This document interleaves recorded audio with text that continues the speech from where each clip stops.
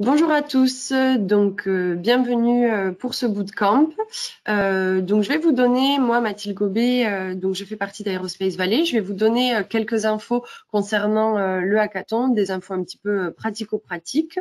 Ensuite, vous aurez donc Monsieur Laurent Bizio avec moi qui vous présentera les challenges. Voilà, qui vous les expliquera plus en détail. Et ensuite, on vous donnera quelques informations concernant la plateforme qui sera disponible samedi matin pour vous aider et vous mettre à disposition des experts. Donc, pour commencer, donc le sommaire, comme je vous le disais, on va faire une rapide présentation du hackathon, vous rappeler un petit peu les enjeux, les objectifs et dans quelle initiative il s'insère. Ensuite, on vous rappellera donc les dates clés du hackathon et jusqu'à la finale, les challenges donc présentés par Laurent Bizio. Et ensuite, je vous ferai une rapide présentation de BizConnect, la plateforme qui sera mise à votre disposition le samedi matin.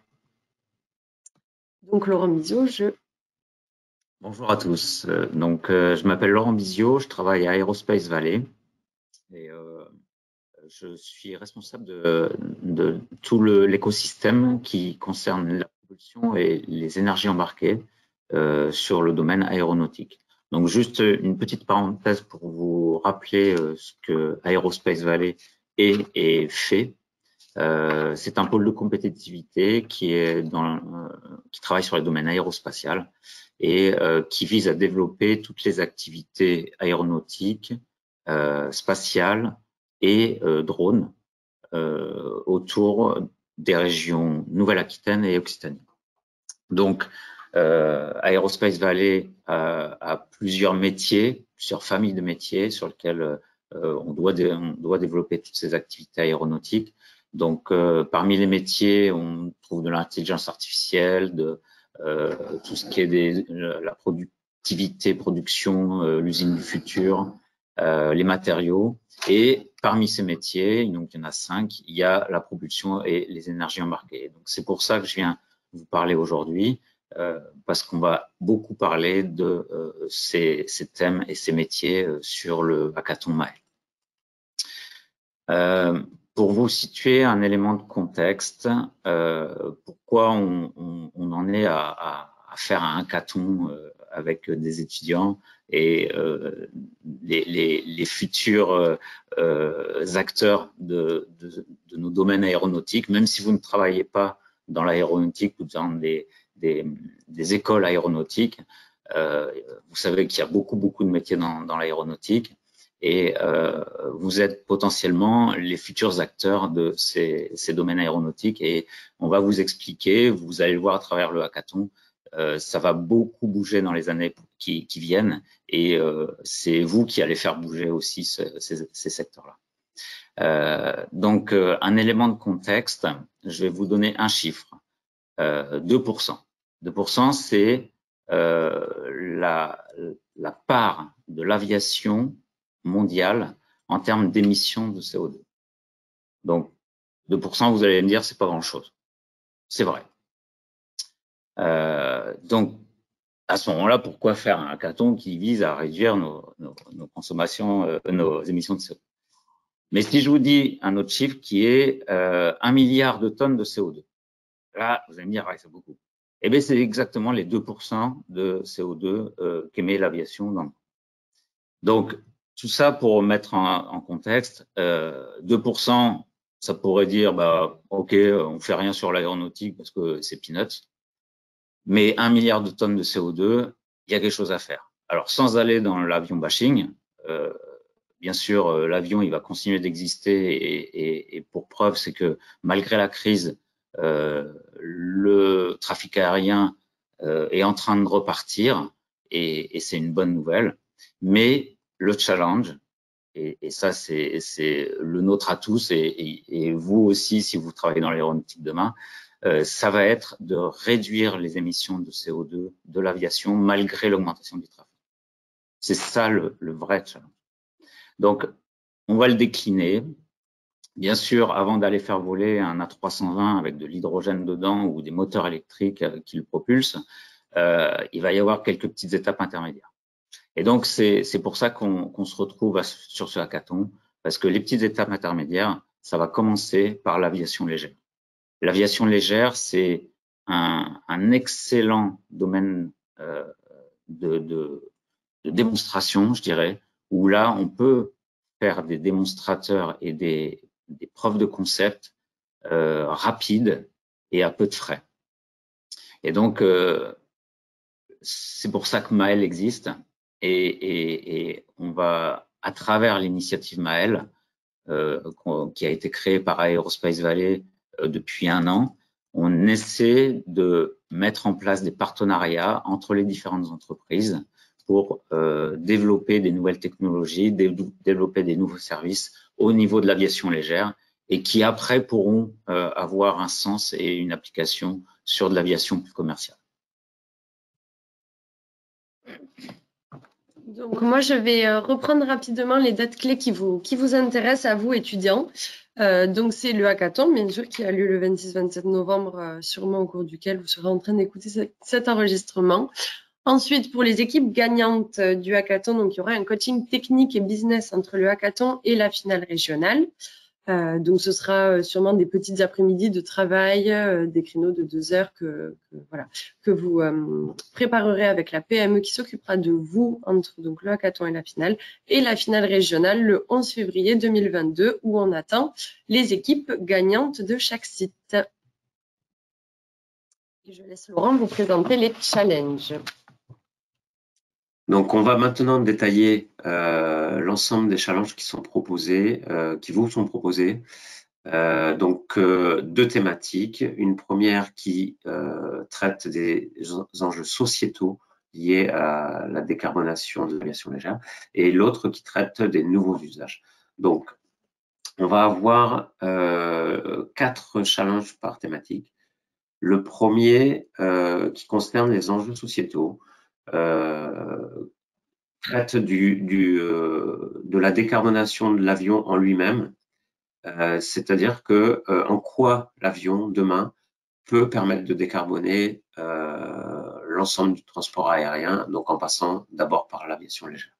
Donc il s'agit de réfléchir sur des thématiques de type comment je fais pour brûler des carburants qui soient durables et écologiques. Donc, on va penser à des biocarburants, des carburants de synthèse éventuellement. On va penser aussi à des chaînes de propulsion type hybridation ou hydrogène. Ça, c'est pour la partie technique pure. Après, la décarbonation, elle concerne aussi l'ensemble du cycle de vie du produit. Par exemple, quand on conçoit un produit, donc là, on parle d'un avion, est-ce que l'ensemble de son cycle de vie est vertueux en termes d'émissions de gaz à effet de serre? Donc, ça va de la conception et du design de l'avion jusqu'à son recyclage, en passant par sa fabrication et aussi son usage, donc l'énergie qu'il va utiliser pour voler.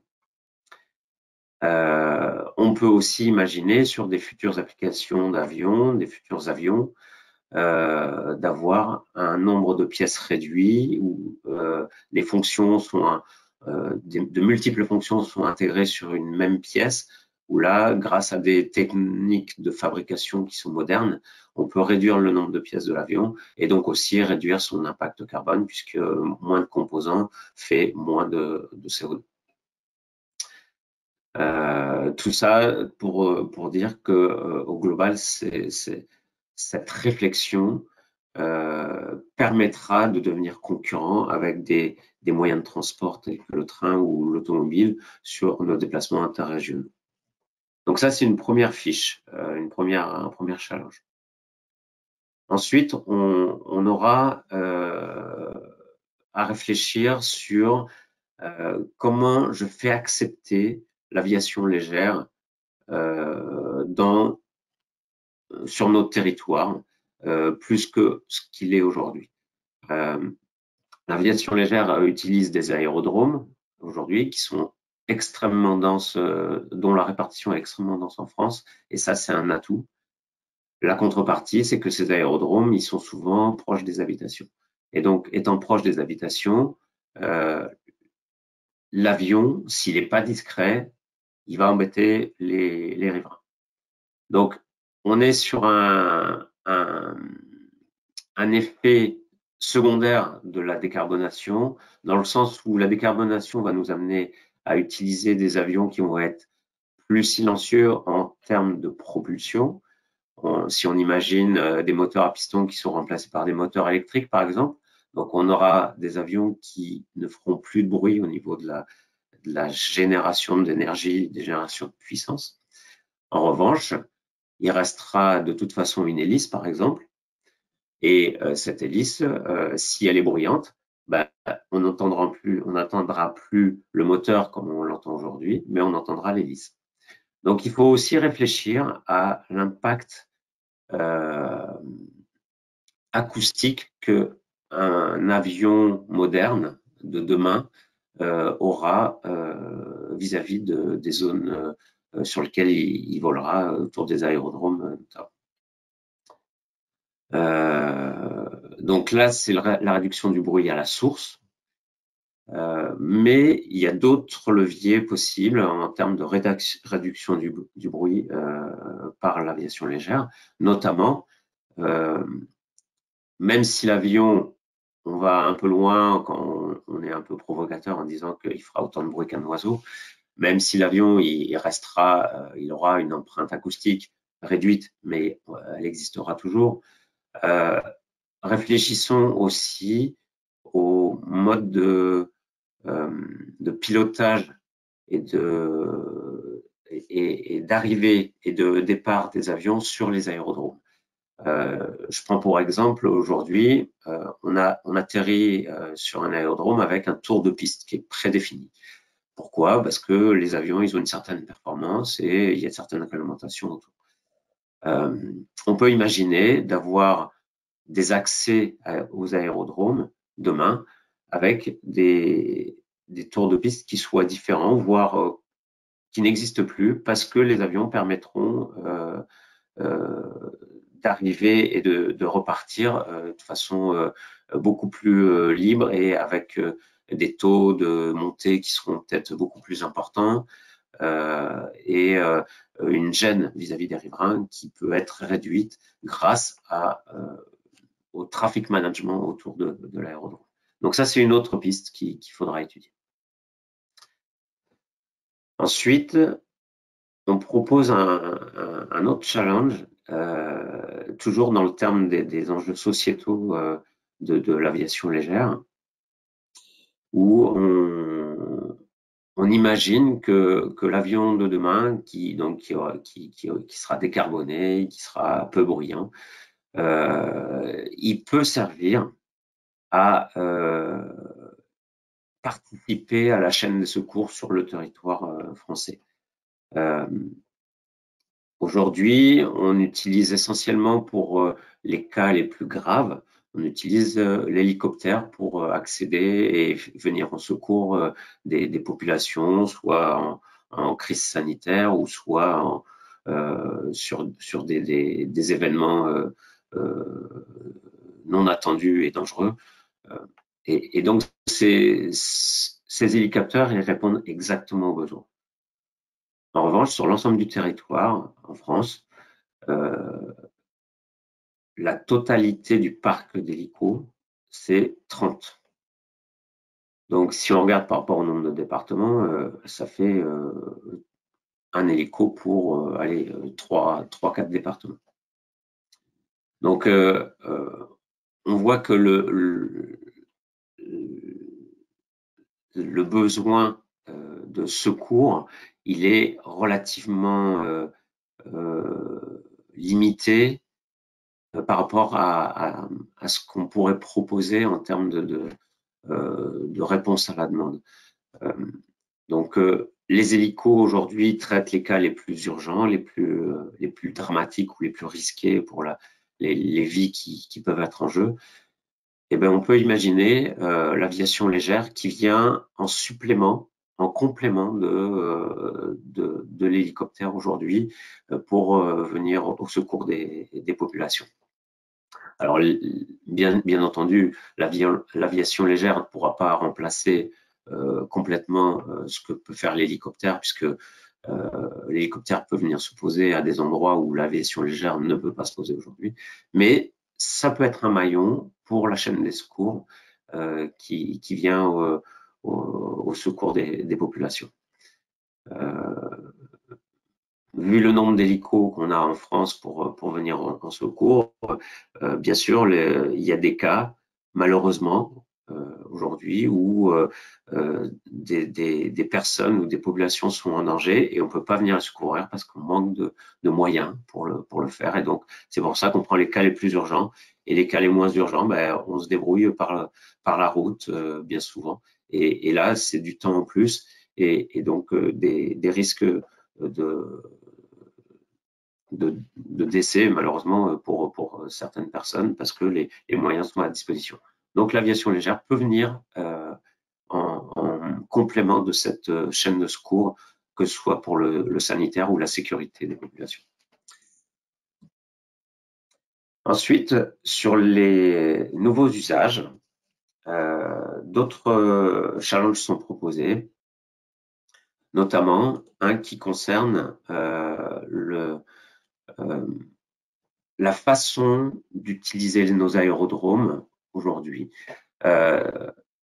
On peut imaginer demain des aérodromes qui deviennent comme des mini-aéroports, c'est-à-dire que une aviation légère qui serait capable de proposer des services de transport interrégionaux pour nos besoins, je dirais, quotidiens. Je donne un exemple. Je souhaite aller de Toulouse à Jonzac. Aujourd'hui, quel moyen j'ai d'aller de Toulouse à Jonzac? J'ai le train. Donc le train, c'est à peu près l'aller-retour 2 fois 4 heures. Et en termes de coût, je reprends mes notes, c'est 75 € l'aller-retour. L'autre solution que j'ai, c'est j'y vais par mes propres moyens avec ma voiture. Ça, c'est 2 fois 3 heures et ça me coûte 100 € l'aller-retour.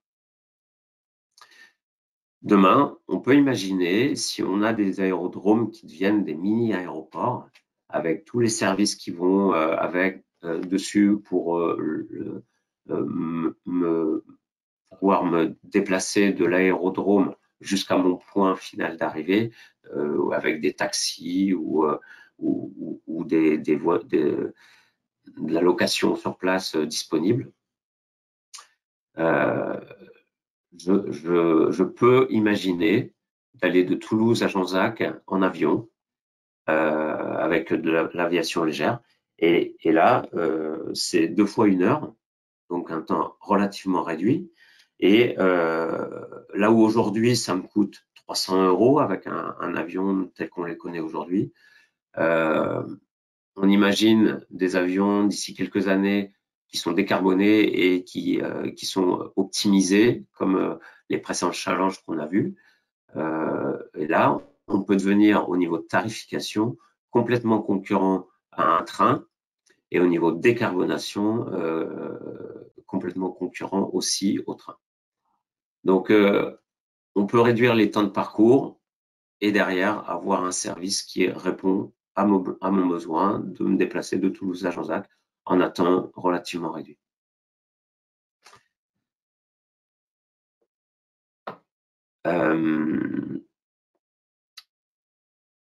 Un autre challenge qui est proposé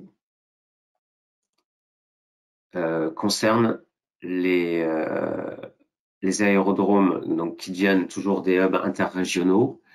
Et sur ces hubs interrégionaux, on peut prévoir et dimensionner des offres de services, des business models pour que justement on devienne compétitif et ça devienne intéressant pour n'importe qui a besoin de se déplacer, de prendre l'avion, un avion léger et à des coûts complètement acceptables, et donc que ce soit une aviation qui devienne accessible pour tous et pas uniquement pour les gens les plus aisés.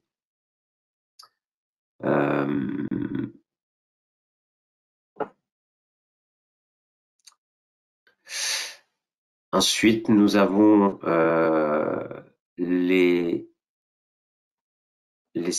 deux challenges qui ont été proposés par Engie et Thales, où là, Engie propose d'imaginer justement sur les aérodromes des solutions type l'aérodrome qui devient un mini aéroport, et avec tous les moyens sur place, sur l'aérodrome, qui permettent de recharger en carburant les nouveaux moyens de mobilité aérienne, c'est-à-dire soit de l'hydrogène disponible sur l'aérodrome, soit des batteries qu'on peut recharger rapidement, et aussi le moyen d'avoir le moyen de recharger les batteries avec des arrivées de puissance sur les aérodromes qui aujourd'hui n'existent pas. Et donc, on peut imaginer des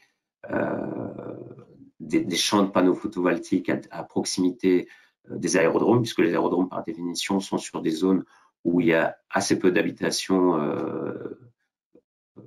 autour de la piste. Et donc, on peut imaginer des champs de panneaux solaires qui viennent justement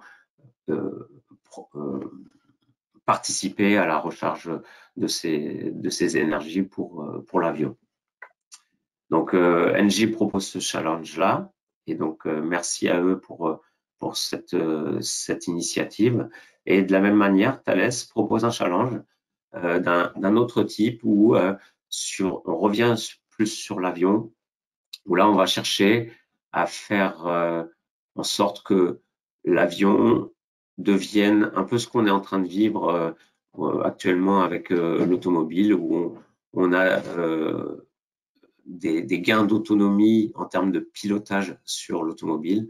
Eh bien, on peut imaginer de la même manière au niveau de l'aviation, des avions qui demain pourraient être pilotés par des pilotes dont la formation ne nécessiterait plus 50 heures de formation comme c'est le cas aujourd'hui pour un avion en vol à vue VFR classique, mais quelques heures, 5 heures, 10 heures peut-être, à condition qu'on ait autour de cet avion toute une chaîne d'aide au pilotage et de sécurité entre des capteurs qui sont embarqués dans l'avion, des capteurs au sol et une communication entre le sol et l'avion qui permettent d'assister le pilotage et de le sécuriser en même temps, et qui ne nécessite plus un gros investissement en termes de formation du pilote, et donc qui allège la charge du pilote et augmente la sécurité autour du pilotage de l'avion.